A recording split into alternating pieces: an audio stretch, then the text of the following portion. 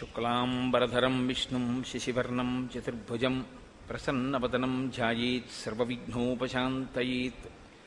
గురుర్బ్రహ్మా గురుర్విష్ణుః గురుర్దేవో మహేశ్వరః గురుః సాక్షాత్ పరబ్రహ్మ తస్మై శ్రీగురవే నమః. వ్యాసాయ విష్ణురూపాయ వ్యాసరూపాయ విష్ణవే నమో వై బ్రహ్మనిధయే వాసిష్ఠాయ నమో నమః. కూజంతం రామ రామేతి మధురం మధురాక్షరం ఆరుహ్య కవితాశాఖాం వందే వాల్మీకికోకిలం. శృతిస్మృతిపురాణానాం ఆలయం కరుణాలయం నమామి భగవత్పాదశంకరం లోకశంకరం. వాగర్ధావివ సంపృక్తౌ వాగర్ధప్రతిపత్తయే జగతః పితరౌ వందే పార్వతీపరమేశ్వరౌ. సూక్తిం సమగ్రయతున స్వయమేవ లక్ష్మీః శ్రీరంగరాజమహిషీమధురైః కటాక్షైః. వైదగ్ధ్యవర్ణగుణగుంభనగౌరవైర్యాం కండూలకర్ణకుహరాः కవయోధయంతి. హైమోర్ధ్వపుండ్రమజహన్మకుటం సునాసం మందస్మితం మకరకుండలచారుగండం బింబాధరం బహుళదీర్ఘకృపాకటాక్షం శ్రీవేంకటేశముఖమాత్మని సన్నిధత్తాం. మనోజవం మరుతతుల్యవేగం జితేంద్రియం బుద్ధిమతాం వరిష్టం వాతాత్మజం వనరయూధముఖ్యం శ్రీరామదూతం శిరసా నమామి. ఆపదామపహర్తారం దాతారం సర్వసంపదాం లోకాభిరామం శ్రీరామం భూయో భూయో నమామ్యహం. సింధూరారుణవిగ్రహాం త్రినయనాం మాణిక్యమౌళిస్ఫురత్తారానాయకశేఖరాం స్మితముఖీం ఆపీనవక్షోరుహాం పాణిభ్యాం అళిపూర్ణరత్నచషకం రక్తోత్పలం బిభ్రతీం సౌమ్యాం రత్నఘటస్థరక్తచరణాం ధ్యాయేత్ పరేదంబికాం. హరి ఓం. పరమేశ్వర స్వరూపైన సభకి నమస్కారం.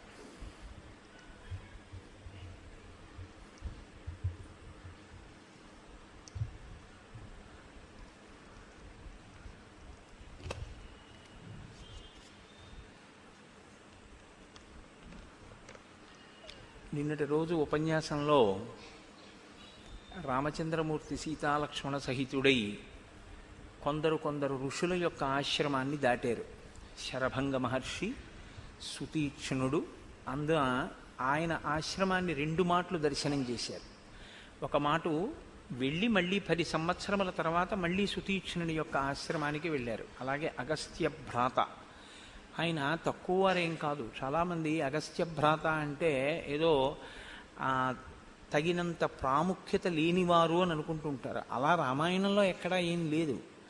ఆయన మహానుభావుడు, చాలా గొప్ప తపస్వి. కానీ ఆయన ఇంట్లోనే అన్నగారు చాలా గొప్ప తేజస్సు కలిగినటువంటి వాడు, విశేషమైనటువంటి తపోబలం ఉన్నవాడు. కాబట్టి ఇక అన్నగారికి తమ్ముడుగా ఉండిపోయాడు తప్ప ఇంకా ఆయనకి అంటే వేరే పేరు ప్రకాశించలేదు. అది దోషం కాదు కూడా, చాలా గొప్ప విషయమే. ఒక ఇంట్లో అన్నగారు చాలా గొప్పవాడైతే ఆ అన్నగారికి తమ్ముడు అని పిలవబడడం చాలా మర్యాదతో కూడుకున్నటువంటి విషయం.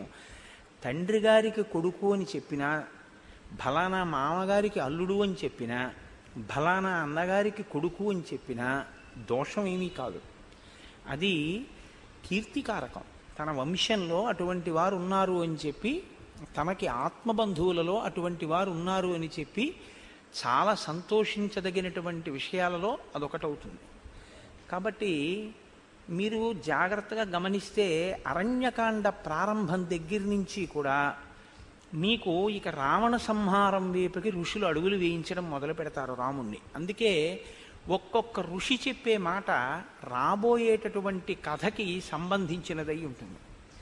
శరభంగుడి దగ్గరికి వెడితే ఇంద్రుడు కనపడతాడు. ఇంద్రుడు రాక్షస సంహారం గురించే రామచంద్రమూర్తికి కావలసిన సమర్థత ఎలా ప్రకాశించాలో శరభంగ మహర్షితో మాట్లాడుతూ ఉంటాడు. రామ, నీ దర్శనం కోసమే నేను ఎదురు చూస్తున్నాను, నీ దర్శనం అయిపోయింది, నేను ఇంకా బ్రహ్మలోకానికి వెళ్ళిపోతున్నాను అని శరభంగ మహర్షి వెళ్ళిపోతారు. సుతీక్ష్ణుడు ఆయన ఒక ఆశ్చర్యకరమైన మాట ఒకటి అంటాడు. అన్నీ చెప్పి ఆశ్రమం గురించి ఇక్కడికి అప్పుడప్పుడు లోభ పెట్టడానికి లేళ్ల యొక్క గుంపులు వస్తుంటాయి రామా, జింకలు వస్తూ ఉంటాయి అంటాడు. అంటే రాముడు అంటాడు, నాకేం వాటి గురించి పెద్ద చింత లేదు, నా చేతిలో ధనుర్బాణాలు ఉన్నాయంటాడు. నవ్వి ఊరుకుంటాడు సుతీక్ష్ణుడు. కానీ రామాయణ కథలో రాబోయే కాలంలో ఆ జింకయే లోభ పెట్టి రామాయణ కథని ఒక గొప్ప గతికి తిప్పింది. ఋషులు ఒక సర్గలో 2-3 సర్గల్లో ఒక ఘట్టంలో మాట్లాడారు అంటే అరణ్యకాండలో మాట్లాడిన మాటలన్నీ కూడా రామచంద్రమూర్తి యొక్క అవతార ప్రయోజనం వైపుకి అడుగులు వేయిస్తాయి. ఇవన్నీ ఒకెత్తు. అగస్త్య మహర్షి ఇచ్చినటువంటి విష్ణుచాపం ఎక్కడ రామచంద్రమూర్తి ఆశ్రమాన్ని నిర్మాణం చేసుకుని నివసిస్తే అవతార ప్రయోజనం నెరవేరుతుందో అటువంటి ప్రదేశాన్ని పంచవటి నిర్ణయం చేసి చెప్పడం ఒకెత్తు. ఇప్పుడు ఆ పంచవటి ప్రదేశానికి సీతాలక్ష్మణ సహితుడై రాముడు బయలుదేరి వెడుతున్నాడు. వెడుతుంటే ఆయనకి చెట్టు మీద ఒక చాలా పెద్ద శరీరం కలిగినటువంటి పక్షి కనపడింది. అది ఒక పక్షి అంటే పక్షులలో పెద్దదిగా చెప్పబడేటటువంటిది సాధారణంగా గ్రద్ద కాకపోతే ఒక డేగ, రాబందు, అవి తప్ప అంతకన్నా పెద్ద పెద్ద పక్షులు లోకంలో ఎక్కువగా చెట్ల మీద కనపడే ఉండవు.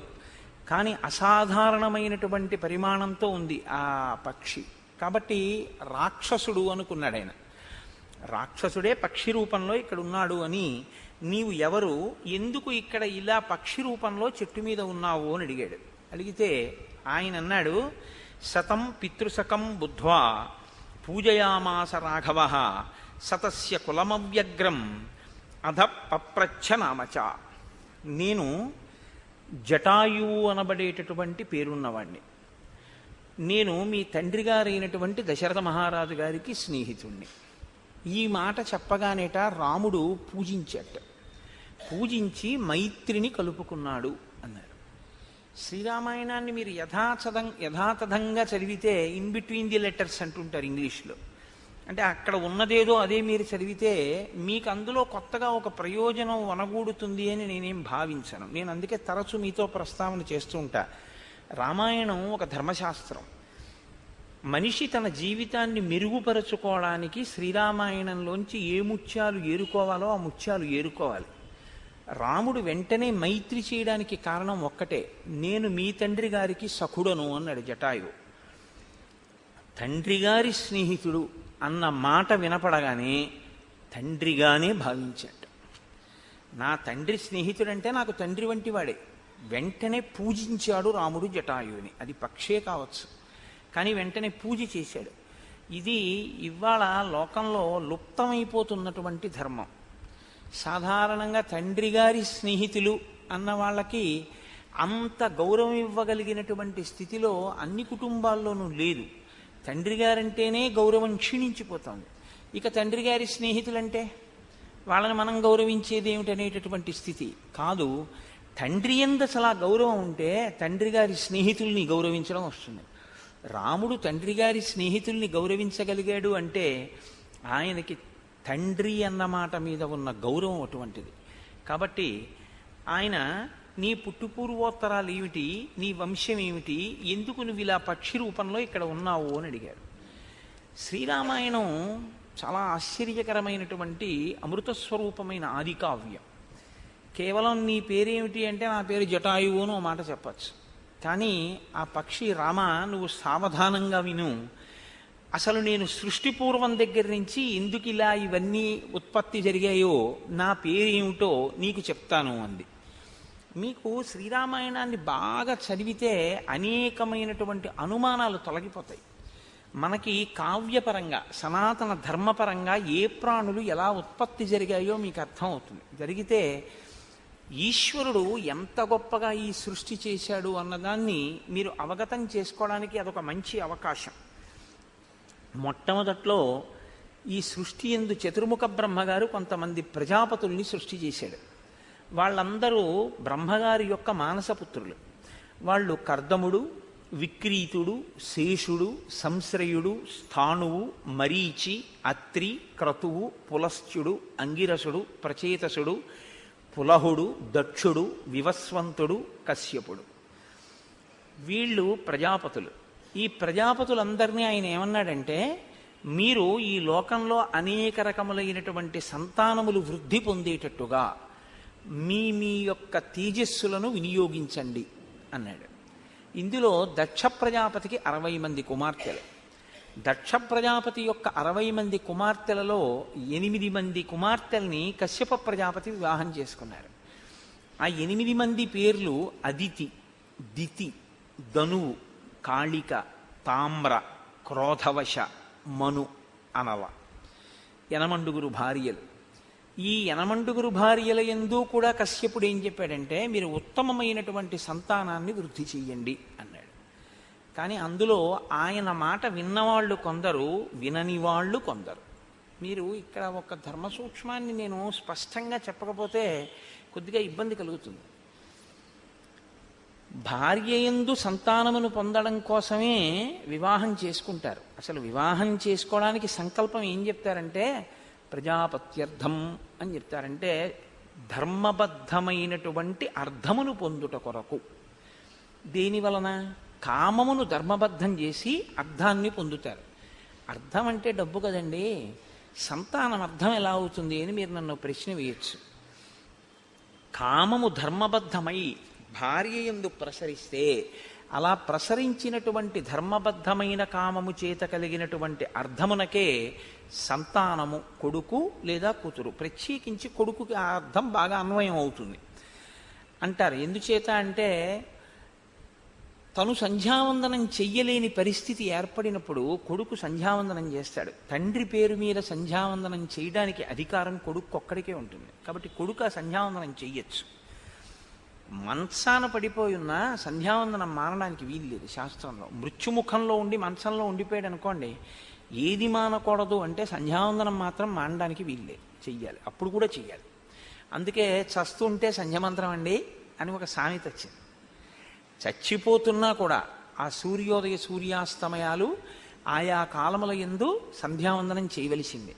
మరప్పుడు తండ్రి గారికి అసలు ప్రాణంతో ఉన్నాడు తప్ప సంధ్యావందనం చేసేటటువంటి స్థితి కాదు. మరి ఎవరిప్పుడు గట్టెక్కించాలి అంటే కొడుకు ఉండాలి అని కోరుకునేది. ఎందుకంటే 2 కారణాలకి కొడుకు ఉండాలని కోరుకుంటారు. ఈ 2 కారణాలకి కొడుకు లేకపోతే అసలు కొడుకు అన్నవాడు ఉండడం వల్ల శాస్త్రీయమైన ప్రయోజనం ఏమీ నెరవేరదు. వాడు నాన్నగారి డబ్బులు పుచ్చుకోవడానికి కొడుకు అయితే అంతకన్నా అసహ్యకరమైన విషయం లోకంలో ఇంకోటి లేదు. 2 ప్రధాన ప్రయోజనాలు ఉంటాయి. 3వ ప్రయోజనం ఒకటి ఉంటుంది. దాన్ని కోరుకోకుండా ఉండడమే మంచిది. ఎవడికి వాడు తరించే ప్రయత్నం చేయాలి కొడుకు మీద ఆధారపడిపోవడం కన్నా. మొదటి 2 ప్రయోజనాలుగా ఏం చెప్పవలసి ఉంటుందంటే, ఒకటి తను సంధ్యావందనం చెయ్యలేని స్థితి కలిగితే, అంటే సంధ్యావందనం చేసేటటువంటి అధికారం ఉన్నవారై ఉన్నప్పుడు కొడుకు తండ్రి పేరు మీద సంధ్యావందనం చెయ్యవలసి ఉంటుంది. అలా చేస్తాడు వాడు అని కొడుకుని కనాలని కోరుకుంటారు. రెండవది దేనికి అంటే తన ఇంట్లో ఉండేటటువంటి సింహాసనానికి అర్చన ఆగిపోకూడదు. తనతో అర్చన ఆగిపోయింది అనుకోండి, తన తర్వాత ఆ సింహాసనం ఏమవ్వాలి? ఇంకా ఆ గోత్రనామాలతో అర్చన చేసేవాళ్ళు ఎవరు లేరు, కొడుకులు లేరు. కాబట్టి ఆ సింహాసనానికి అర్చన ఆగిపోతుంది అక్కడతోటి. కాబట్టి పరంపరాగతంగా వస్తున్నటువంటి సింహాసనానికి అర్చన ఆగిపోకుండా ఉండడం కోసం కొడుకు కావాలి అని కోరుకుంటారు. 3వ ప్రయోజనం అనుషంగిక ప్రయోజనం. దానికి పెద్ద విలువ ఇవ్వద్దు అని నేను మీతో మనవి చేయడానికి ఒక కారణం ఉంది. 3వది ఆయన పుత్రుడై ఉంటాడు అని నమ్మాలి. ఎందుకంటే తండ్రి శరీరం పడిపోయిన తర్వాత ఆయన గయ వెళ్ళి శ్రాద్ధం పెడతాడు అని. కానీ వాడు పెడతాడు అని మీరు నమ్ము కూర్చుంటే వాడు పెట్టకపోతే, కాబట్టి మనం ఓపిక ఉండగా మనం జాగ్రత్త పడ్డం మనకి మంచిది. వాడు పెడితే మంచిదే, పెట్టకపోయినా మనంతటా మనం జాగ్రత్త పడ్డం మంచిది. దంతంబుల్ పడనప్పుడే తనువు ఎందారూఢియున్నప్పుడే కాంతాసంగము రోయనప్పుడే జరాక్రాంతంబు కానప్పుడే వింతల్ మేన చెరించునప్పుడే కురుల్ వెల్వెల్ల కానప్పుడే చింతింపన్వల మీ పదాంబుజములన్ శ్రీకాళహస్తీశ్వర అంటాడు ధూర్జటి. నిజంగా ధూర్జటి కాళహస్తీశ్వర శతకం లాంటి గ్రంథం అద్భుతం. ఎవరైనా ఈశ్వరుణ్ణి స్తోత్రం చేస్తారు. ధూర్జటి అలా కాదు. ఈశ్వరుడి దగ్గరికి వెళ్ళి తన బలహీనతలు చెప్పుకున్నాడు. ఈశ్వర, నన్ను ఎలా గట్టెక్కిస్తావయ్యా అన్నాడు. వివిధ సందర్భాలలో మనిషికి ఉండేటటువంటి బలహీనతలు ఈశ్వరుడి దగ్గరికి వెళ్ళి చెప్పడం మీరెవరి విషయంలో చూడరు. ఈశ్వరుడి దగ్గర కూడా తను చాలా పవిత్రుల్లా నటిస్తాడంతే తప్పు చేసి. ధూర్జట అలా కాదు. ఈశ్వరుడి దగ్గరికి వెళ్ళి తన తప్పు చెప్పుకున్నాడు. ఎంత గొప్పగా చెప్పుకున్నాడంటే, వేశ్యలని యొక్క సుఖాన్ని అనుభవించి వాళ్ళు గిల్లితే ఈ శరీరం అంతా కాయలు కాసింది ఈశ్వర. అయినా నాకు ఇంకా కామం తీరలేదు. ఈ కామం తీరేటట్టుగా నువ్వు నన్ను అనుగ్రహించవా అన్నాడు. తమ కంబొప్ప పరంగనాజనుల పరద్రవ్యంబులన్ మృత్యులింగ మహోద్యోగము చేయునెమ్మనము దానింపట్టి వైరాగ్య పాశంబులన్ చుట్టి బిగించి నీ చరణస్తంభంబునన్ కట్టివైచి ముదంబెన్నడు కల్గజేయ గదవో శ్రీకాళహస్తీశ్వర అంటాడు. ఏమి పద్యాలో ఒక్కొక్క పద్యం అమృత భాండం నిజంగా. అందులో నాకైతే చాలా గొప్పగా అనిపించేది ఏమిటంటే ఆయనకి ఎంత తత్వం అర్థమైందో కానీ నిజంగా ఆలంచున్ మెడకట్టి దానికి అపత్యశ్రేణి కల్పించి బాలవ్రాతము నిచ్చిపుచ్చుకొని సంబంధంబు కావించి అంటాడు. ఈశ్వరా నన్ను ఇలా కట్టేశావయ్యా, ఎంత చమత్కారంగా కట్టావంటాడు. సరే, ఇప్పుడు మళ్ళీ కాళహస్తీశ్వర శతకంలోకి లోపలికి ఎందుకు కానండి. కాబట్టి ఇప్పుడు కొడుకులు ఉండాలి అని కోరుకోవలసినటువంటి అవసరం ఎందుకు కలుగుతుంది అని మీకు నేను చెప్పాను.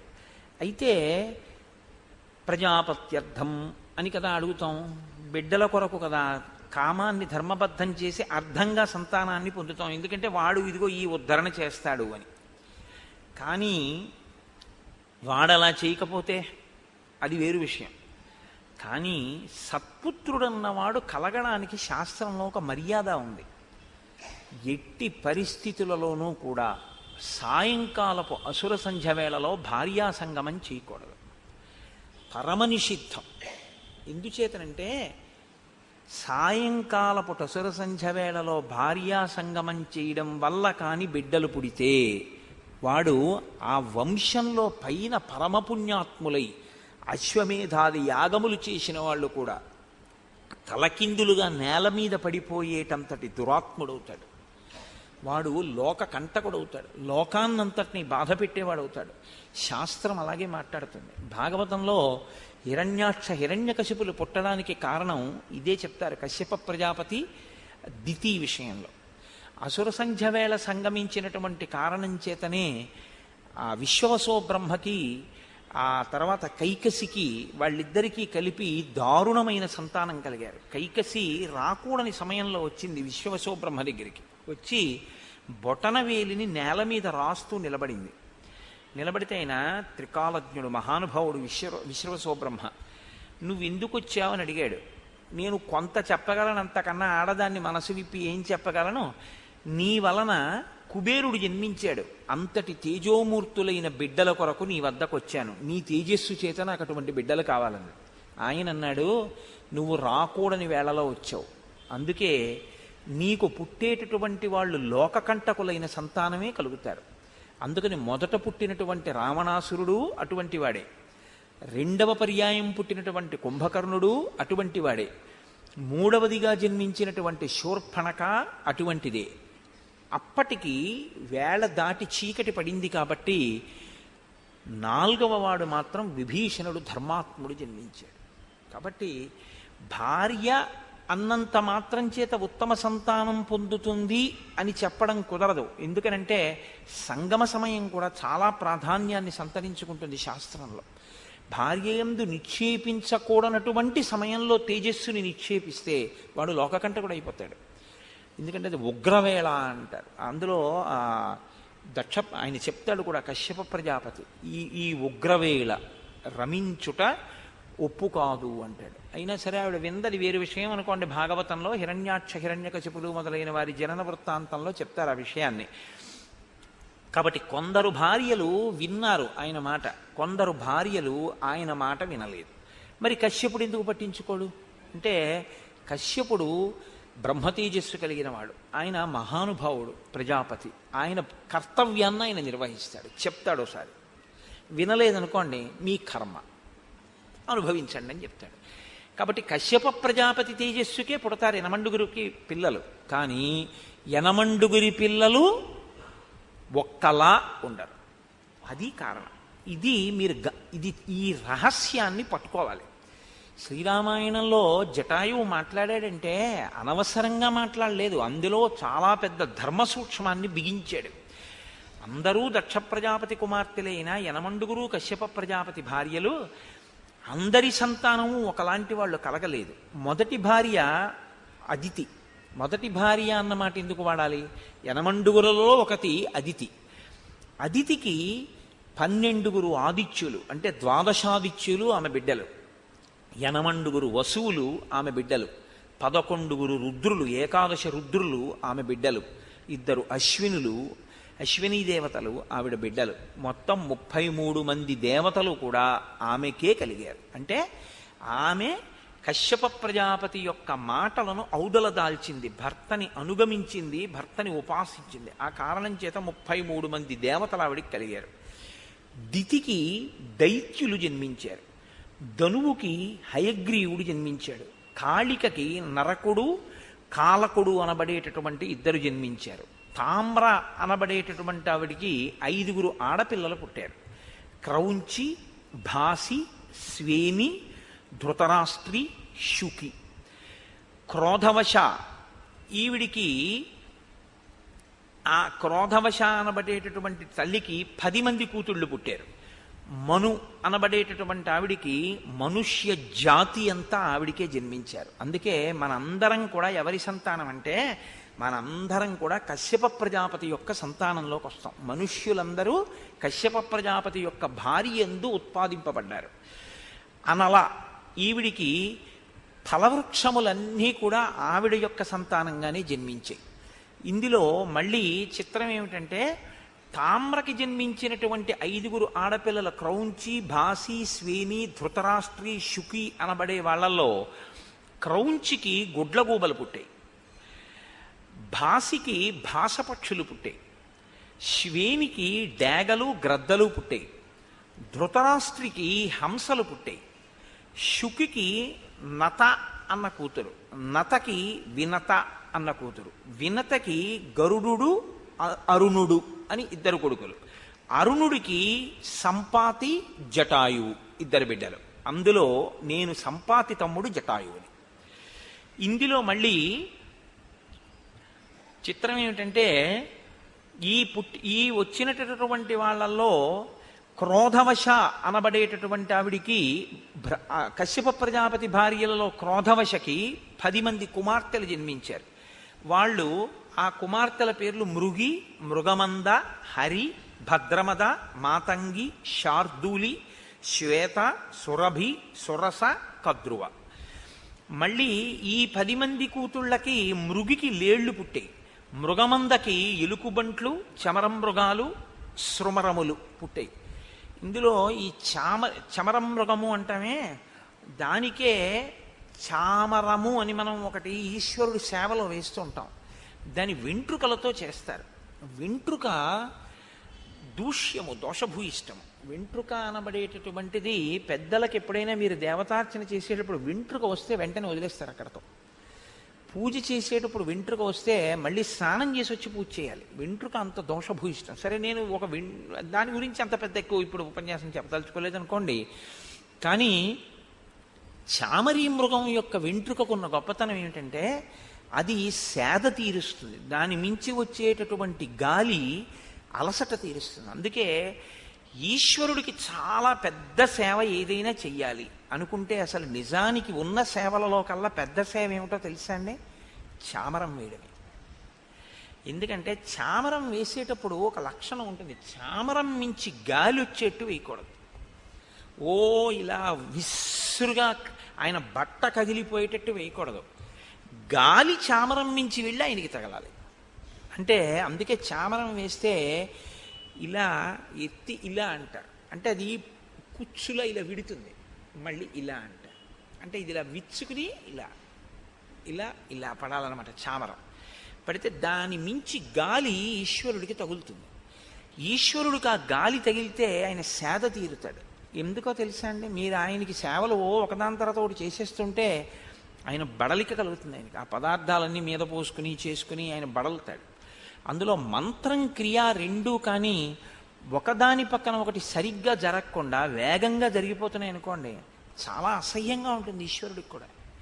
ఎందుకో మీరు ఆవాహయామి హస్తయోహర్ఘ్యం సమర్పయామి, పాదయోహపాద్యం సమర్పయామి, ఖ్యాచమనీ సమర్పయామి, శుద్ధోదక స్నానం సమర్పయామి, ఆపోహిష్టామి యోహ నీళ్లు జల్లేసి చకచక చేసేస్తుంటే ఆయన ఎంత తొందరగా చేయాలి గుర్తుపెట్టి మీరు చూడండి. ఇలా కాళ్ళు పెట్టేసి గవ్వ కాళ్ళు కడిగించి ఇలా చేపెట్టి నీళ్లు పట్టేసుకుని ఇలా తాగేసి గవ్వ స్నానం ఒళ్ళు తుడిచేసుకుని చేంజ్ చేసుకుని ఏమిటి ఆయన కర్మ? అసహ్యించుకుంటాడు ఆయన. ఎందుకు ఆ పూజ నువ్వు? అందుకే మూడు ఏకం అవ్వాలని చెప్తారు పూజలో. వాక్కు, మంత్రము ఆగాలి ఉపచారానికి. క్రియ, మీరు చేసేటటువంటి క్రియ మంత్రము రెండూ కలవాలి. వాక్కు మంత్రము, వాక్యే మంత్రము, నోటితో పలుకుతాం కాబట్టి మంత్రము, మీరు చేసేటటువంటి ఉపచారము, ఉపచారమునకు అనుగుణంగా పడవలసినటువంటి పదార్థం. ఎలా పడాలో అలా పడాలి పదార్థం. అభిషేకం చేస్తున్నానని చెప్పి ఉద్ధరిని పెట్టి చేయకూడదు. అభిషేకం చేస్తే ధారగానే చెయ్యాలి, అందుకే ధారాపాత్ర పెడతారు. అంతేగాని ఉద్ధరిళ్ళు పట్టుకుని నీళ్లు పోయకూడదు. ఈశ్వరుడికి అభిషేకం జరుగుతుంటే ధార కిందే పొయ్యాలి. కాబట్టి ఏది ఎలా చెయ్యాలో అలా చేసి మీరు ఇక్కడ చూడాలి ఈశ్వరుని యొక్క ఉపచారాన్ని.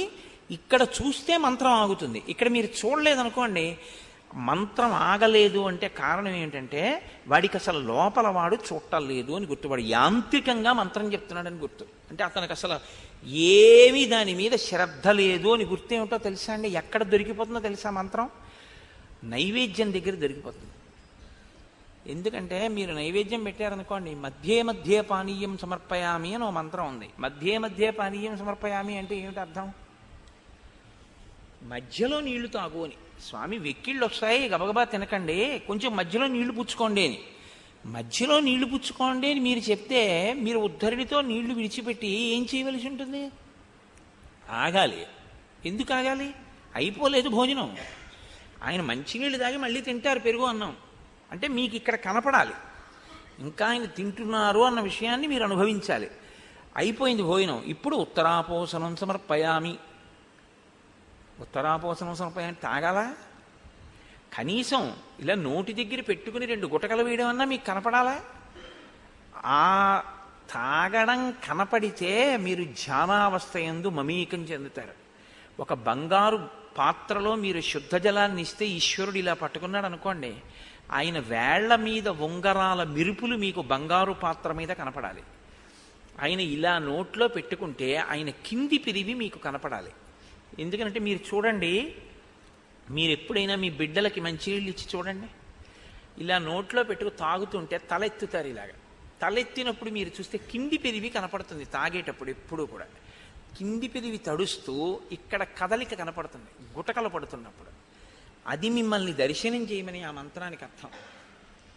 ఉత్తరాపోసనం సమర్పయామి. అప్పుడు ఆయన గ్లాస్ అక్కడ పెట్టేశారు.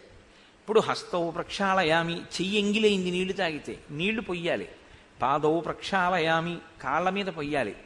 శుద్ధ ఆచమనీయం సమర్పయామి, మళ్ళీ తాగమనాలి. ఇక్కడ చిత్రం ఏమిటో తెలుసా అండి? మీకు శ్రద్ధ ఉందో లేదో మీరే మీకు మీరు తీర్పు చెప్పడం కోసమని ఒక మంత్రాన్ని వదిలేసింది శాస్త్రం. ఏ మంత్రమో తెలుసా? మీరు చేతులు తుడవాలి, కాళ్ళు తుడవాలి. కాళ్ళు కడుక్కుని చేతులు కడుక్కున్న తర్వాత తుడుచుకోమని తువ్వాలి ఎవరు? మీరు దర్శనం చేసిన వారైతే ఓసారి ఉత్తరీయం తీసి ఇలా అంటారు. అన్నాడు అంటే పూజలో నిష్టలో చేస్తున్నాడని గుర్తు. మంత్రం పరుగు, ఇది పరుగు చేశాడంటే అసలు ఆయన విగ్రహం ఏదో పెడుతుంది, తినేదే మళ్ళీ ప్రసాదం అనుకుంటున్నాడని గుర్తు. అంటే ఆ పూజ స్వీకరింపబడలేదు అని గుర్తు. ఒక తంతు అంటారు దాన్ని, ఒక తంతు చేశాడు అని తప్ప అది పూజ కాదు. ఎందుకంటే 3 ఏకీకృతం కాలేదు పూజలో. నిజంగా ఏకీకృతం ఎక్కడవుతుందో అక్కడికే ఈశ్వరుడు వచ్చి తీసుకుంటాడు. కాబట్టి ఈ స్థితి కల్పింపబడితే ఆరాధన యందు ఈశ్వరుని యొక్క అనుగ్రహం మనకి కలుగుతుంది. అందులో ఆయన బడలిక పొందుతూ ఉంటాడు మనం చేసిన సేవకి. ఆ బడలిక తీరడానికి చామరము అనబడేటటువంటి దాంతో ఒకసారి ఆ గాలి ఆయన మీదకి వెళ్ళేటట్టు విసురుతారు. అందుకని చామరీ మృగము యొక్క వెంట్రుకలకు మాత్రమే ఆ శక్తి ఉంది. అందుకని ఆ చామరీ మృగంగా పుట్టడం చాలా అదృష్టం. అది ఈశ్వరుడి సేవకు వెడతాయి దాని వెంట్రుకలు. ఇప్పుడు ఈ చమరం మృగములు ఎవరికి పుట్టేట? మృగమంద అనబడేటటువంటి కశ్యప ప్రజాపతి యొక్క ఒక భార్య అయిన క్రోధవశ అన్నావిడికి పుట్టిన 10 మంది కూతుళ్లలోని 2వ కూతురు యొక్క బిడ్డలు ఈ చామరీ మృగములు. అంటే ఈ సృష్టిలో చాలా కశ్యప ప్రజాపతి యొక్క అనుగ్రహమే. హరి అన్న అమ్మాయికి సింహములు బలమైన కోతులు పుట్టే, అందుకే హరీశ్వర అంటుంటారు. భద్రమద, ఈవిడికి ఇరావతి అన్న కూతురు పుట్టింది. ఈ ఇరావతికి ఐరావతము అనబడేటటువంటి కొడుకు పుట్టాడు. మాతంగి, ఈవిడికి ఏనుగులు పుట్టాయి, అందుకే మాతంగములు అంటుంటారు. శార్దూలి, ఈవిడికి పెద్ద పులులు కొండముచ్చులు పుట్టాయి. శ్వేత, ఈవిడికి దిగ్గజములు పుట్టాయి, అంటే భూమిని మోసేటటువంటి ఏనుగులు అన్ని దిక్కుల్లో ఉండేవి. సురభి, ఈవిడికి రోహిణి గంధర్వి అని ఇద్దరు ఆడపిల్లలు. ఈ రోహిణికి గోవులు పుట్టాయి, గంధర్వికి అశ్వములు పుట్టాయి. ఈ మాటలు చెప్తున్నప్పుడండి గోశాలతో సహా అన్ని సంతోషిస్తాయి, ఎందుకంటే సృష్టి ఎలా జరిగిందో చెప్తున్నారు. సురస, అనేక శిరస్సులు కలిగినటువంటి నాగులు జన్మించేటి ఈవిడికి, అందుకే నాగమాత సురస వచ్చింది అంటుంటారు, సుందరకాండలో వస్తుందన్నమాట. కద్రువ, సాధారణ సర్పములు జన్మించాయి, ఆ వాటితో పాటు 1000 పడగలు కలిగినటువంటి ఆదిశేషుడు కూడా ఆమెకి జన్మించాడు. ఆయన భూమిని మోస్తుంటాడు. రామా, ఇది సృష్టి క్రమం, ఇలా పుట్టే ఇవన్నీ. అందులో మేము అరుణుని యొక్క కుమారులం, సంపాతి జటాయువు. సంపాతి నా అన్నగారు, జటాయువు నేను తమ్ముణ్ణి. నేను మీ నాన్నగారైనటువంటి దశరథ మహారాజు గారి యొక్క స్నేహితుణ్ణి. నేను ఎందుకు ఇప్పుడు నీ దగ్గరికి వచ్చానో తెలుసా? నువ్వు దండకారణ్యంలోకి ప్రవేశించావు. ఇదం హి దుర్గం కాంతారం మృగరాక్షస సేవితం సీతాంచ తాత రక్షిష్యే త్వయి యాతే సలక్ష్మణే. ఎంత త్రికాలవేదులై చెప్పారో వాళ్ళు. ఆయన ఎంత గొప్ప మాట. ఇప్పటి వరకు మీరు రామాయణాన్ని చూస్తే రాముడు ఎప్పుడూ సీతమ్మ దగ్గర లక్ష్మణుణ్ణి ఉంచకుండా తాను వెళ్ళడు. ఒకవేళ లక్ష్మణుడు వెడితే రాముడు ఉంటాడు. సీతమ్మ పక్కన రాముడో లక్ష్మణుడో లేకుండా సీతమ్మ ఒక్కతే ఉండడం అన్నది లేనే లేదు. కానీ ఆయన అంటున్నాడు, జటాయువు నీవు లక్ష్మణ సహితుడవై వెళ్ళిపోవలసిన పరిస్థితి వస్తే సీతమ్మని నేను కాపాడతానన్నాడు. వచ్చేస్తుంది అరణ్యకాండలోనే, ఒక రోజు 2 రోజులు వచ్చేస్తుంది ఈ సందర్భం. ప్రతి వాళ్ళు ఒక రాబోయే సందర్భాన్ని చెప్పేస్తున్నారు. కాబట్టి ఇప్పుడు రామసేవయందు తరించడానికి వస్తున్నాడు జటాయువు. నా స్నేహితుడికి ఇంత గొప్ప కొడుకు పుట్టాడు. ఆయన కోరుకున్నది ఏమిటో తెలుసా అండి? దీన్ని బట్టి రాముడి చేతుల మీదుగా నా అంత్యేష్టి సంస్కారం జరగాలి. రాముడు కృష్ణుడు కూడా ఈ లోకానికి ఒక గొప్ప ధర్మాన్ని ఉపదేశించారు. మీరు జాగ్రత్తగా చూస్తే అనాథ ప్రేత సంస్కారం చేశారు వాళ్ళు. రాముడు జటాయువుకి సమంత్రకంగా దహనక్రియ చేశాడు. అలాగే కృష్ణ పరమాత్మ కూడా చేశారు భాగవతంలో. కాబట్టి రామకృష్ణులు ఇద్దరూ కూడా అనాథ ప్రేత సంస్కారం అన్నది ఎంత గొప్పదో, మనం చెయ్యవలసినటువంటి చాలా గొప్ప ధర్మాల్లో అది ఎంత గొప్పదో మనకి చూపించారు. కాబట్టి రామ, నేను పెద్దవాడిని అయిపోయాను, ఎలాగో వెళ్ళిపోతాను, వెళ్ళిపోయింది ఏదో నీ సేవలో వెళ్ళిపోతాను. వెళ్ళిపోయి రామాయణాన్ని రావణుడు సీతాపహరణం చేస్తే ఈ వార్తని చెప్పేటటువంటి ఏకైక సాక్షిగా మిగిలి నీ సేవలో నేను మరణిస్తాను, నీ వలన అంత్యేష్టి సంస్కారాన్ని పొందుతాను అని జటాయువు సంకల్పం చేసుకున్నాడు. లేకపోతే ఈ మాట ఎందుకు వస్తుంది నోటి వెంట? నీవు లక్ష్మణ సహితుడవై వెళ్ళిపోతే నేను సీతమ్మని కాపాడతాను, కాబట్టి నేను కూడా మీతో ఉంటాను అంటే సతత్ర సీతాం పరిదాయ మైథిలీం సహైవ తేనాతి బలేన పక్షిణ జగామతాం పంచవటీం సలక్ష్మణో రిపూందిదక్షన్ శలభా నివానవః. శ్రీరాముడు పంచవటికి వెళ్ళి సీతమ్మ తల్లి యొక్క రక్షణ బాధ్యతని జటాయువు యందు పెట్టేట. ఓ జటాయు పక్షి, నీవు సీతమ్మ తల్లి యొక్క రక్షణ ఏమరపాటు లేకుండా జాగ్రత్తగా చూస్తుండు అని మహర్షి అంటారు. రిపూందిదక్షన్ శలభా నివానలః. ఇంకా అగ్నిహోత్రంలోకి వచ్చి మిడతలు ఎలా పడిపోతాయో అలా రాక్షసులు తెగటారిపోయేటటువంటి సమయం ఆసన్నమై రాముడు అక్కడ ఉన్నటువంటి ఆ పర్ణశాలని, ఆ ఆశ్రమ ప్రాంతాన్ని, పంచవటి ప్రాంతాన్ని చేరుకున్నాడు అంటారు. ఇప్పుడు ఋతువు మారింది, అక్కడ పర్ణశాల నిర్మాణం చేసుకోవాలి. ఆ పర్ణశాల నిర్మాణం చేసుకోవలసినటువంటి పంచవటి ప్రాంతాన్ని చేరి రాముడు అంటాడు, ఒక ప్రాంతాన్ని చూడగానే అది అసలు నివాసయోగ్యమైనటువంటి ప్రదేశం ఎలా ఉండాలో చెప్తాడు రాముడు. అసలు రామాయణంలో ఉండని ధర్మసూక్ష్మం ఉండదండి. ఆయన అంటాడు, ఇక్కడ సర్పములు ఎక్కువగా తిరుగుతున్నాయి, మృగములు ఎక్కువగా తిరుగుతున్నాయి, రెండూ ప్రమాదకరమే. కాబట్టి ఇప్పుడు నలుచదరముగా ఉన్నటువంటి స్థలం మనకి కావాలి. నలుచదరంగా ఉన్న స్థలం మీద నువ్వు కట్టేటటువంటి పర్ణశాల లక్ష్మణ విశాలంగా ఉన్నది మనం కట్టుకోవాలి. ఎందుకో తెలుసా? విశాలంగా ఉంటే తప్ప రమతే యత్ర వైదేహి తమహం చైవ లక్ష్మణ తదృశో దృశ్యతాం దేశ సన్నికృష్ట జలాశయ. సీతమ్మ తల్లి ఆ పర్ణశాలలోనే తిరగాలి. ఆవిడ తిరగడానికి సరిపోవాలి ఆ పర్ణశాల, ఆవిడికి సౌకర్యంగా ఉండాలి. నేను తిరగాలి, నాకు సౌకర్యంగా ఉండాలి. నువ్వు తిరగాలి, నీకు సౌకర్యంగా ఉండాలి. వీటితో పాటు అగ్నిహోత్రం చేసుకునేటటువంటి అగ్నిశాలలు ఉండాలి.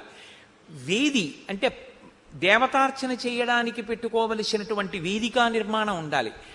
ఇల్లు కట్టుకోవడానికి స్థలం బాగుంది కదా అనుకుంటే నీళ్లు తెచ్చుకోవడానికి చాలా ఇబ్బంది కలిగే చోట ఇల్లు కట్టుకోకూడదు. ఎంత పెద్ద మాట అన్నాడో చూడండి. ఇల్లు కట్టుకుని మంచినీళ్లు మాత్రం రోజు ఎక్కడికో 5 కిలోమీటర్లు వెళ్ళి ఓ డబ్బాతో నీళ్లు తెచ్చుకోవలసినటువంటి స్థితి ఉందనుకోండి, ఆ ఇల్లు ఎంత బాగుండనివ్వండి, ఆ ఇంట్లో సుఖం ఉండదు. ఎందుకంటే తాగి నీరు దొరకకపోతే, స్నానం చేయడానికి నీళ్లు లేకపోతే ఇంకా ధర్మం ఏం నిలబడుతుందండి? సంధ్యావందనం ఎలా చేస్తారు మీరు? అర్ఘ్యం ఎలా ఇస్తారు? నేను మీతో ఒకసారి ప్రస్తావన చేశాను, ఈ నీటి యొక్క సౌకర్యం ఎందుకు ఉండాలని అంటుంటారు అన్న దాని గురించి. ఆ తిరుక్కురళ్ళలో తమిళ కవి కూడా ఇదే ప్రతిపాదన చేస్తుంటారు ఆ నీటి గురించి. కాబట్టి రమతే యత్ర వైదేహి తమహం చైవ లక్ష్మణ తాదృశో దృశ్యతాం దేశ సన్నికృష్ట జలాశయ. నీళ్లు ఉండాలి. ఇంటి ముందు మామిడి చెట్టు, పనస చెట్టు, పున్నాగ చెట్టు, ఇటువంటి దేవతా వృక్షములు కొన్ని ఉండాలి. ఇంటి ముందు ఉండవలసినటువంటి చెట్లు కొన్ని ఉంటాయి, వాటిని దేవతా వృక్షములు అంటారు. వాటికి స్థల నిర్ణయం లేదు, అవి ఇక్కడ ఉండొచ్చా ఇక్కడ ఉండకూడదా అని లేదు, అవి దేవతా వృక్షములు, ఎక్కడైనా ఉండొచ్చు ఇంట్లో. అటువంటి చెట్లు ఉండాలన్నాడు. ఎందుకని? ఓ పుణ్యాహవాచనం చేసుకోవాలనుకోండి, మామిడి కొమ్మ కావాలి. ఇంట్లో ఓ శుభకార్యం అన్నారనుకోండి, ఓ మామిడి మంట కట్టుకోవాలి. ఓ వరలక్ష్మీ వ్రతం అనుకోండి, ఓ మామిడి తోరణం కట్టుకోవాలి. లేకపోతే ఓ మహాశివరాత్రి వచ్చిందనుకోండి, గడపకో మామిడి తోరణం కట్టుకోవాలి. పై గడపని లక్ష్మీ కమ్మి అంటారు. లక్ష్మీ కమ్మి అంటే ఇంట్లో ఉన్నటువంటి యజమాని యొక్క వైభవం ఎవరు నిర్ణయం చేస్తారంటే భార్య నిర్ణయం చేస్తుంది. ఇంటి రాజద్వారపు పై కమ్మి నిర్ణయం చేస్తుంది. కింది కమ్మికి పసుపు రాస్తాం కానీ తోరణం దేనికి కడతాం? పై కమ్మికే. ఇంట్లో శుభమని గుర్తేమిటంటే పై కమ్మికి కట్టేటటువంటి తోరణం. అందుకే పై కమ్మి అలంకృతం అయి ఉండాలి ఎప్పుడు ఇంటికి. అది ఎప్పుడు తోరణంతోటో, ఒక పూలదండతోటో, ఒక భగవన్మూర్తితోటో ఉండాలి. రాజద్వారం ఇప్పుడు దాని కింద నుంచి వెళ్ళేటట్లుగా ఉండాలి ఎవరైనా లోపలికి వచ్చేవాళ్ళు. కాబట్టి లక్ష్మణ మనకి ఈ సౌకర్యాలన్నీ ఉండేటట్టుగా చూడు, అటువంటి చోట ఇల్లు కట్టు అంటే లక్ష్మణుడు అన్నాడు, అయ్య బాబు ఇదేమిటి, ఇవన్నీ ఎక్కడ చూడను, ఇవన్నీ ఎక్కడ కట్టను రామా, ఇదేమిటి ఇది అనలేదు. ఆయన అన్నాడు, పరవానస్మి కాకుత్స తయివర్ష శతం స్థితే స్వయంతు రుచిరే దేశే క్రియతామితి మాం వద. రామా, మీరు 100 సంవత్సరములు కూడా సంతోషంగా అలాగే ఉండి నా చేత సేవలు అందుకోవాలి. నేనుగా ఇల్లు కట్టడం ఏమిటి? నేను ఎప్పుడూ నీ సేవకుడను. నీకు నచ్చిన ప్రదేశాన్ని చూపించి ఇలా కట్టు అని నువ్వు చెప్తే నీ సంకల్పము ఆ ఇల్లుగా వస్తుంది. ఇది నాకైతే అనిపిస్తుంది ఈ శ్లోకం గురించి. నేను ఒకనకొకప్పుడు ఇల్లు కట్టుకుని గృహప్రవేశం చేస్తే ఈ శ్లోకమే వేసుకున్నాను కూడా శుభలేఖ మీద. మనం ఇల్లు కట్టుకుంటున్నాం అంటాం. ఈశ్వర, నువ్వు నాకు ఈ స్థలాన్ని చూపించి ఒక ఇల్లు అనేటటువంటిది ఇక్కడ కట్టించి సంకల్పంలో స్వగృహే అని చెప్పుకునేటటువంటి అదృష్టాన్ని నాకు కల్పిస్తున్నావు. కానీ ఈ స్థలము, ఈ ఇల్లు నీవైనవి సేవకుడనైన నా చేత కట్టించి వీడు కట్టాడన్న కీర్తిని నాకు ఇప్పిస్తున్నావు. ఇది ఎంత గొప్ప మాట చూడండి. నిజంగా లక్ష్మణుడి యొక్క భక్తి మీకు అక్కడ కనపడుతుంది. అందుకనే ఆయన లక్ష్మణుడు అయ్యాడు. అంటే ఇలా కట్టు గదులు, ఇలా కట్టు పర్ణశాల. వెంటనే ఆయన ఆ గుణపం పట్టుకుని అదంతా గోతులు తీశాడు, వెదురు బొంగులు తీసుకొచ్చాడు, వెదురు బొంగులన్నీ నాటాడు, వెదురు బొంగులు అడ్డంగా కట్టాడు, తాళ్లతో బిగించాడు, దాని మీద పర్ణములు, జమ్మి ఆకులు, ఇలా చల్లగా ఉండేటటువంటి ఆకులన్నీ పెట్టాడు, దాని మీద పెద్ద ఆకులు వేశాడు, గోడలు మట్టితో మెత్తాడు, మట్టితో మెత్తినటువంటి గోడలతోటి చల్లగా ఉండేటట్టుగా ఇల్లు కట్టాడు. ఎందుకంటే భూమిని కాల్చి కట్టుకోవడం అన్నది మనకి సనాతన ధర్మంలో లేదు. భూమిని కాల్చకూడదు. భూమిని కాల్చి ఇటక తయారు చేసి కట్టమని శాస్త్రం లేదు. అలా కట్టుకోకూడదు. భూమి పట్ల దోషం అవుతుంది అది. అందుకే పూర్వం ఇళ్ళన్నీ మట్టితో అలుక్కోవడం, దాని మీద పేడతో అలుక్కోవడం, చక్కగా ముగ్గులు పెట్టుకోవడం అలా ఉండేవి పూర్వం. ఇప్పుడు అసలు చూద్దామన్నా ఎక్కడా కనపట్టలేదు. అంతవరకు ఎందుకు, తపస్సు చేసేవాళ్ళు కూడా అలాంటి ఇళ్లలో ఉండట్లేదు ఇప్పుడు. అటువంటి పర్ణశాల మీకు తపస్సు చేసేవాళ్ళు కూడా ఉంటున్నారా అంటే తపస్సు చేసేవాళ్ళు అలా ఉండేటటువంటి ప్రదేశాలు కూడా కనపడడం తక్కువ. శృంగేరిలో ఒకప్పుడు మహానుభావులు తపస్సు చేయడం కోసమని తుంగానదిని దాటి అవతల వైపుకి వెళ్ళిపోయి అటువంటి పర్ణశాలలు కట్టుకుని అందులో తపస్సు చేశారు.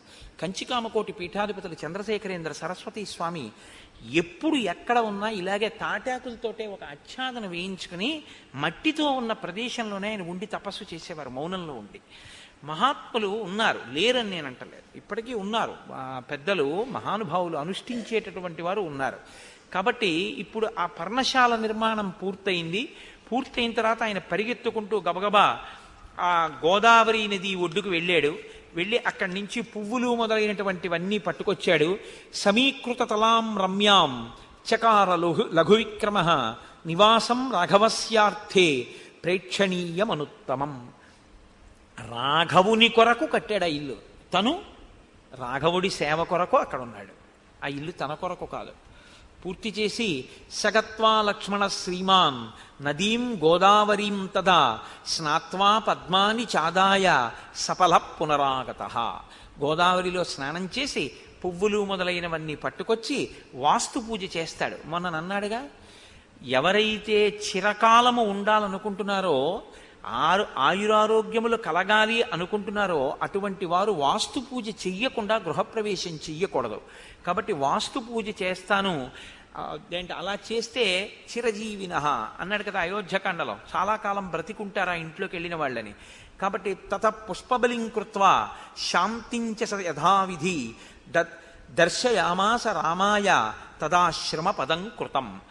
అక్కడ రాముడు ఆ లక్ష్మణుడు తీసుకొచ్చినటువంటి గోదావరి జలాలతోటి, పుష్పాలతోటి, ఫలాలతోటి శాంతి కార్యాన్ని పూర్తి చేసి, వాస్తు పూజ పూర్తి చేసి చక్కగా రాముడు సీతాసహితుడై ఆ పర్ణశాలలో ప్రవేశించి సంతోషంగా ఉంటూ లోపలికి వెళ్ళగానే లక్ష్మణుణ్ణి పిలిచి ఒక మాట అన్నాడు. భావజ్ఞేన కృతజ్ఞేన ధర్మజ్ఞేన చ లక్ష్మణ త్వయా పుత్రేణ ధర్మాత్మా నా సంవృత్త పితామమ. లక్ష్మణ, నాకు తండ్రి మరణించలేదో, నీ రూపంలో నాకు తండ్రి ఉన్నాడు అన్నాడు.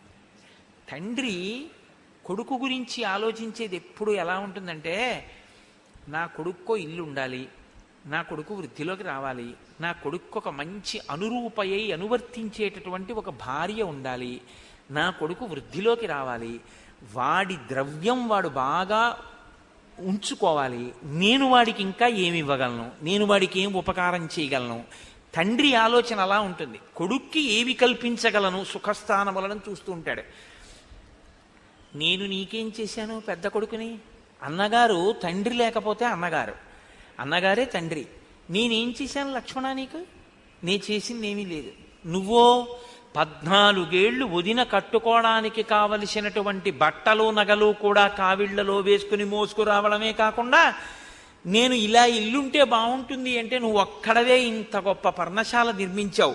కాబట్టి భావజ్ఞేన, నేను ఒక్క మాట చెప్తే నా భావం ఇరిగి చేస్తావు. ఇది ఇలా ఇలా ఉండాలి, ఇలా ఉండాలి, రేపు ఇలా క్రతువు జరగాలి అంటే మా గోపాలకృష్ణ గారు తెల్లవారేటప్పటికి అలా చేసేస్తారు అయ్యప్ప స్వాముల్లో. భావజ్ఞేన, భావం ఇరిగి చేయడం. కృతజ్ఞేన, కార్యం తెలిసి చేయడం. మీరు ఇది బాగా పట్టుకోవాలి. భావం తెలిసి చేయడం వేరు, కార్యం తెలిసి చేయడం వేరు. కార్యం తెలిసి చేయడం, భావం తెలిసి చేయడం అన్న మాటలు రెండింటికి అర్థం ఏమిటో తెలుసా అండి?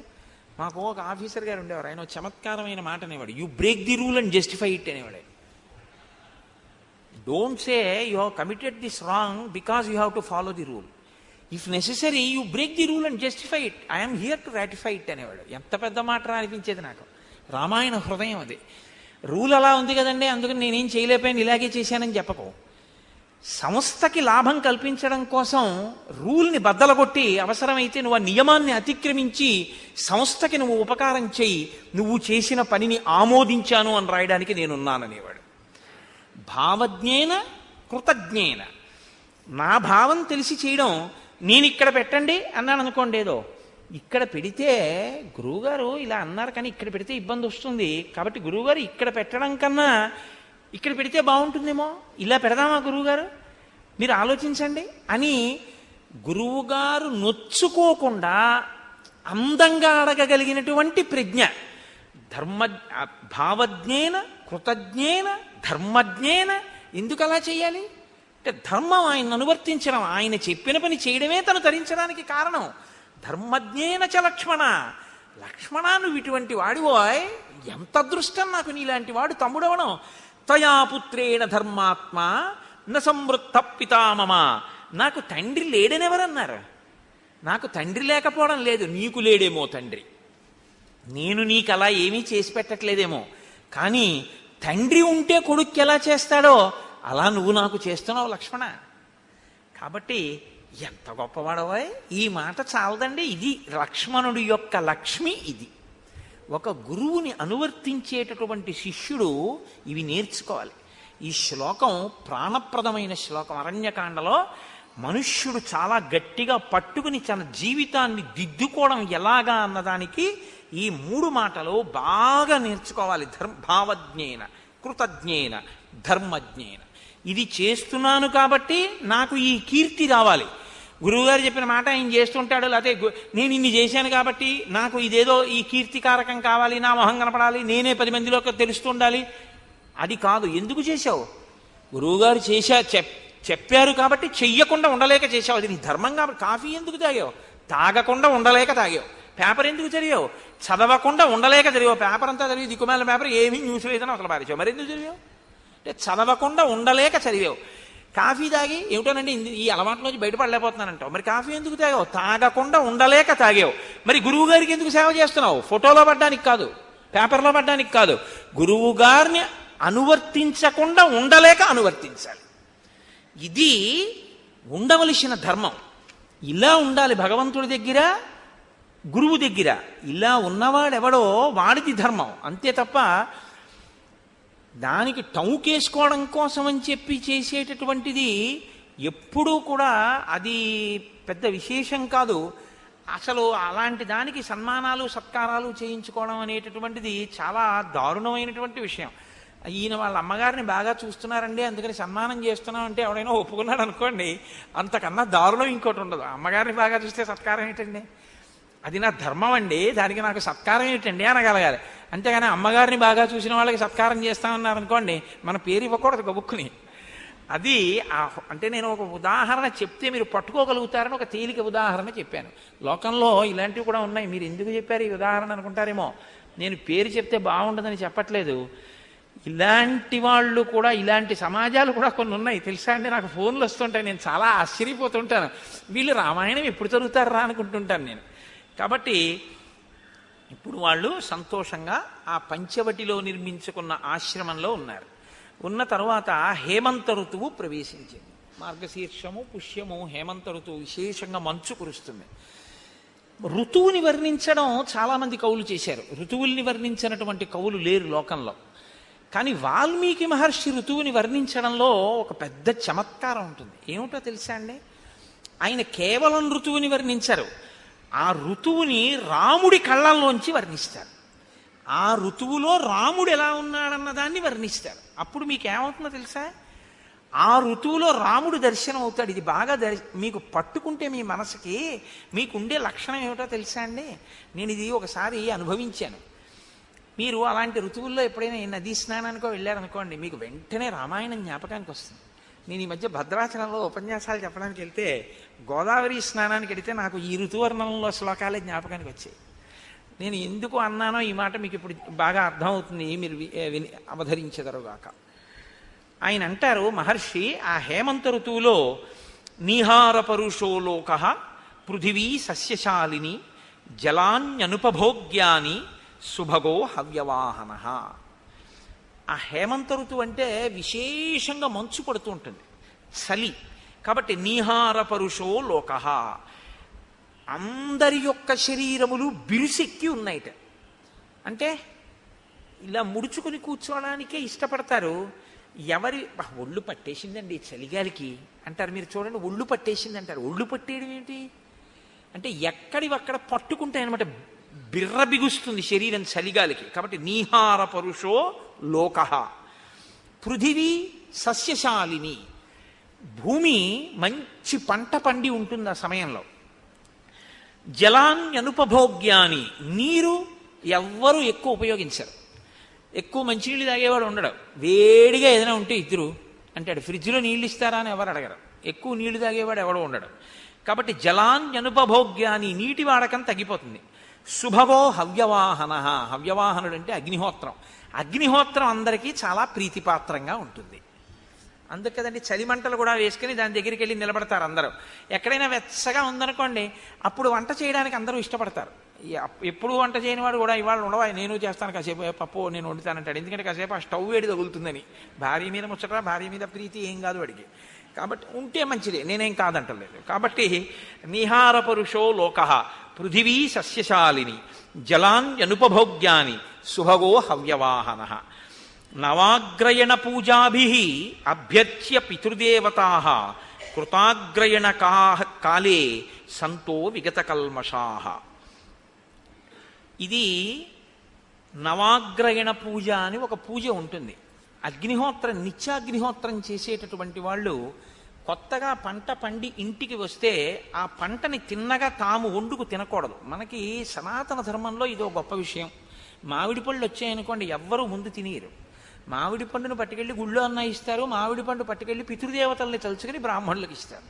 ఇచ్చి తర్వాత తాను తింటాడు. ఏదైనా ముందు ఒకరికి పెట్టి తాను తినడం అనేటటువంటిది సనాతన ధర్మంలో ఒక మంచి అలవాటు.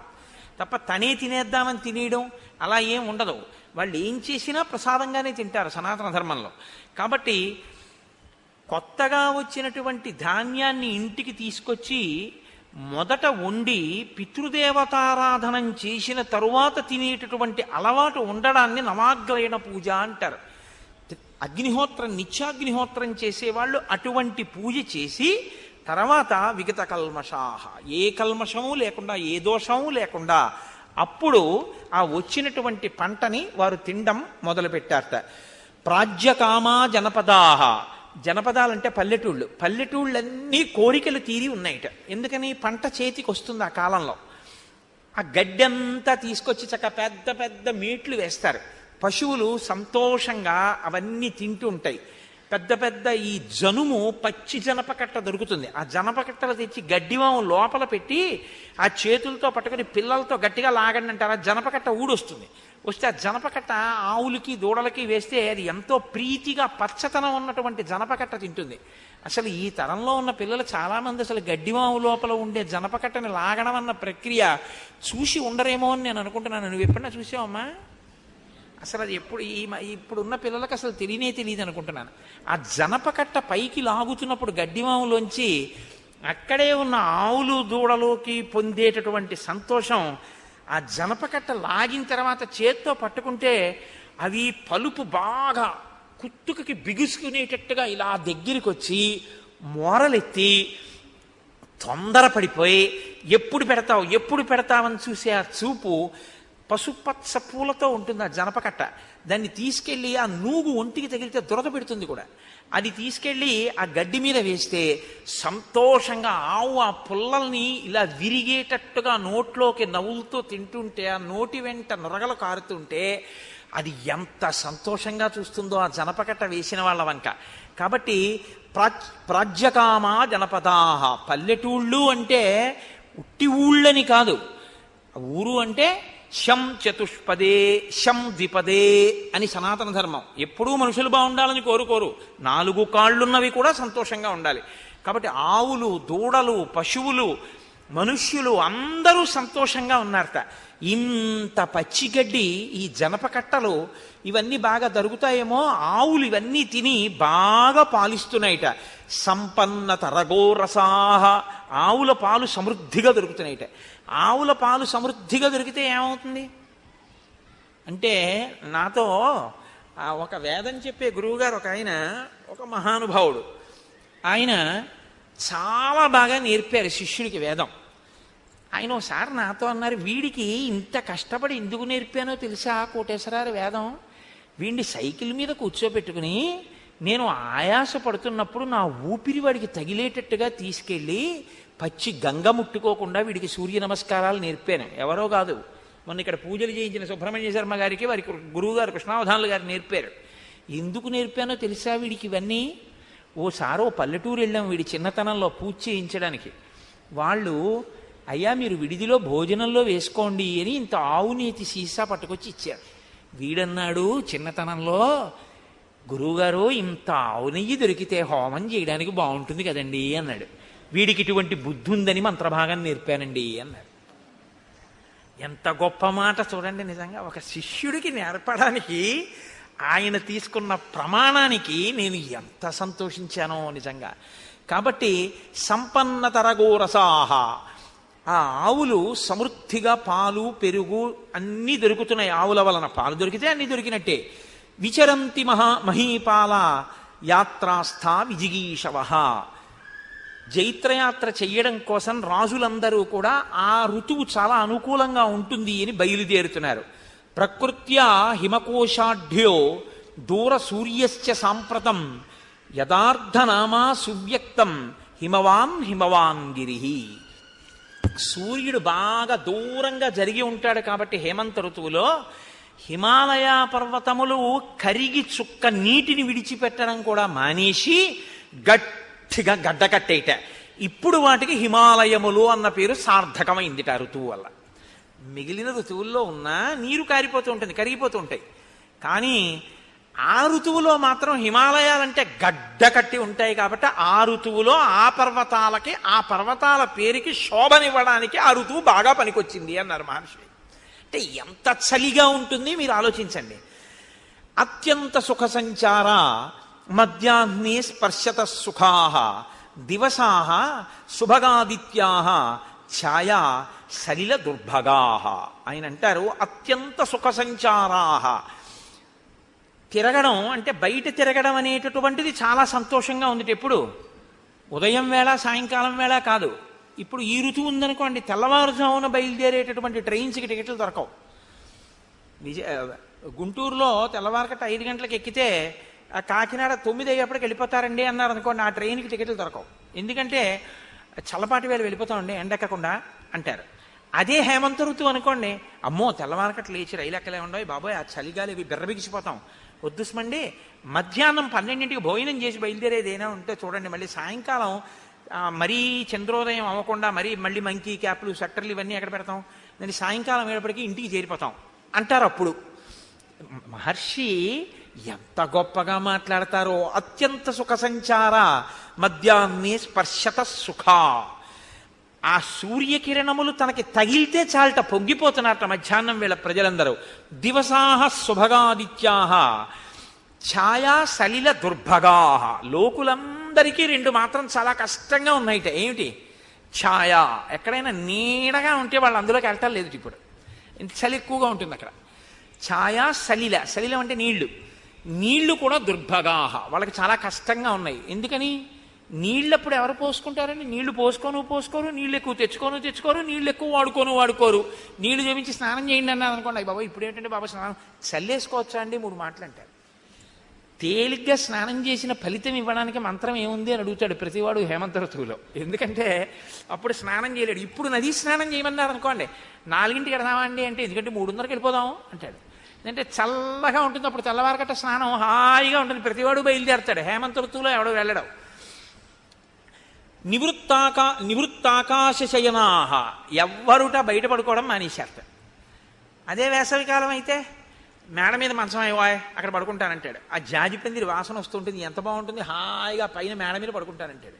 ఇప్పుడు ఎవడు పిట్ట కూడా పైన పడుకున్నవాడు లేడు.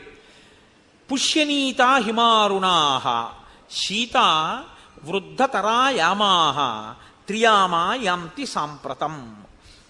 మంచు విశేషంగా కురుస్తోందిట. చలిగాలులు విపరీతంగా ఒళ్ళు కురికేస్తున్నాయా అన్నట్టుగా చలిగాలులు వేస్తున్నాయి. రాత్రులు దీర్ఘములయ్యాయి, పగళ్ళు హ్రస్వములయ్యాయి. అంటే పగటి కాలము తక్కువ, రాత్రి కాలము ఎక్కువ. మంచు విపరీతంగా పడుతోంది. వన్యప్రాణులు అంటే అరణ్యంలో ఉండేటటువంటి ప్రాణులు కూడా ఆ చలి దెబ్బ తట్టుకోలేక గుహల్లోంచి బయటికి రావట్లేదుట. కర్పూర పుష్పాకృతిభి శిరోభి పూర్ణతండులై శోభంతే కించిదానమ్రాహ శాలయ కనకప్రభ. బయటికి వచ్చి పంటల వంక చూస్తేట తలబరు అంటారు చూసారా, అలా పచ్చటి